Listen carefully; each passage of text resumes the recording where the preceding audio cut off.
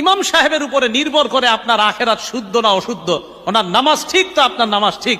ইমাম সাহেব সামনে দাঁড়ায়, আপনার আখেরাতের পুরা দায়িত্বটা নিয়ে ইমাম সাহেব সামনে দাঁড়ায়। কিভাবে এরকম কিপটামি আর কৃপণতা করেন যে ওনার বেতন বাড়াইতে গেলে 7 দিন আর 15 দিন মিটিং করেন? আপনার তো লজ্জা থাকা দরকার। যার আখেরাত নির্ভর করছে যে ইমামের উপর, ওনার ব্যাপারে মিটিং করতে হবে কেন? আমি খুব লজ্জা পাই এই বিষয়গুলো। এখানে ইমাম সাহেব আপনি নাকি কত বেতন দেয়? নামাজ হবে না, নামাজ হবে না। 5,000 টাকা সায়া কিনবে না, ব্লাউজ লুঙ্গি কিনবে না, আন্ডার প্যান্ট দিয়ে নামাজে নাড়িয়ে আল্লাহ আকবার আলহামদুলিল্লাহ রব্বিল আলামিন। এ মাসে যা কিনেছি পরের মাসে কিনবো। গাইডের মাগদুব আলাইহিম ওয়ালাদ-দাল্লিন। ফেরেশতারা বলছে এসব কি চলছে গো নামাজের মাঝে মাঝে? বলছে ওরা আলাদা ক্যাশে। একটা কমিটি কিয়ামতের মাঠে ছাড় পাবে না।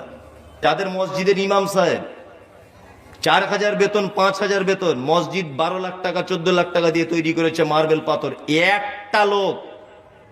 একটা লোক বাদ যাবে না। কিয়ামতের মাঠে এদের জবাব দেওয়া লাগবে।